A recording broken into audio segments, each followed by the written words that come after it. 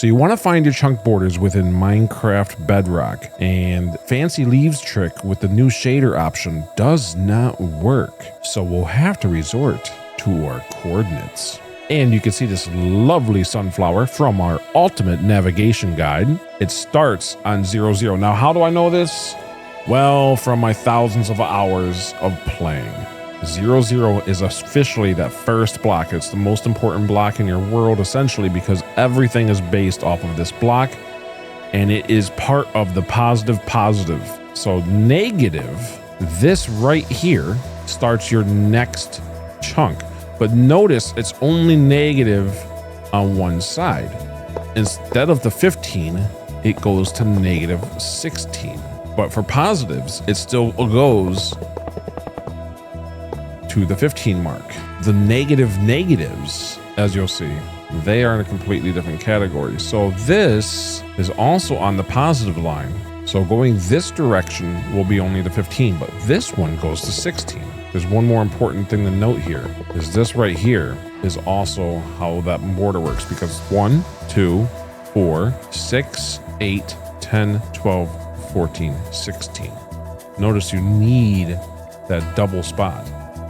So for this little one, for example, this is also going to be like that. 2, 4, 6, 8, 10, 12, 14, 16.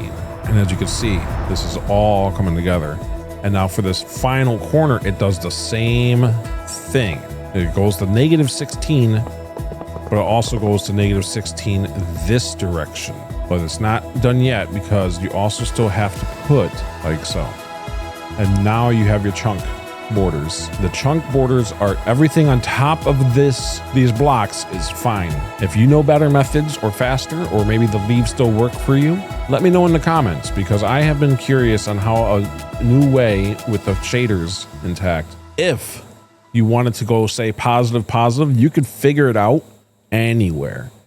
So you divide by 16 wherever you're heading, and you can get another block everywhere. So positive numbers, though, remember, we start at, for the like the one over, our starting point is on 16. Our ending point is on that odd number, so it's 31. So starting would be next 32. Ending would be another odd number.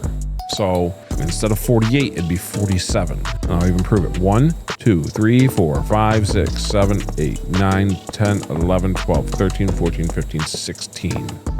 And notice we are at 47. We'll actually have one positive, one negative.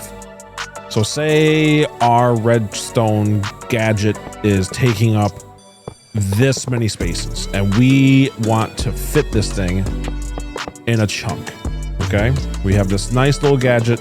We don't know what it is. It's whatever you want it to be. It's taking up this, but we don't want it to go through different chunks, because redstone doesn't always work properly when going through multiple chunks.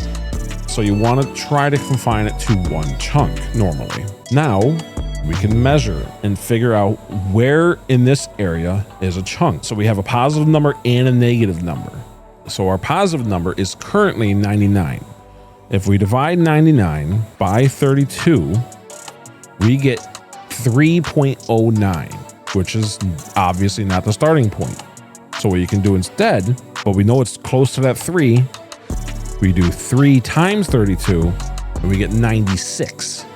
So that means our starting point for the north-south axis is on this line right here. It's going to be right here. Now for the other one, it's currently negative 29.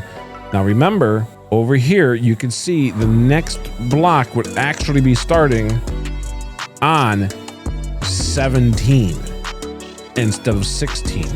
That's the difference. So starting points are one more than you think for negative, and ending points for positive are one less than you think. So that would mean instead of 32, we're looking for 31.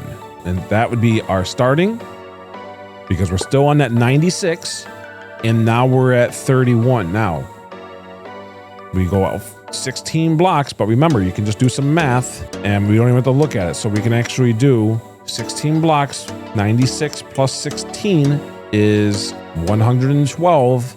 So we should only make it to 111. So 111 And there we go. And then for this side, as we said, negative starts one higher than you think. So I'm actually in the wrong here, which means that we start on this block, by the way. I don't know if you caught that or not. If you did, good job. But as you can now see here, just for extra proof in a moment, this though is our chunk because it starts on negative 33. It should end on what you think it would. So instead of 32, it's 32 plus 16 still. So now it's going to be negative 48. And now we can simply go ahead and get this back to 111 and it should all line up. And for this scenario, our contraption was actually in that chunk because we started right there and right there. That's kind of funny that it worked out like that, but it doesn't always.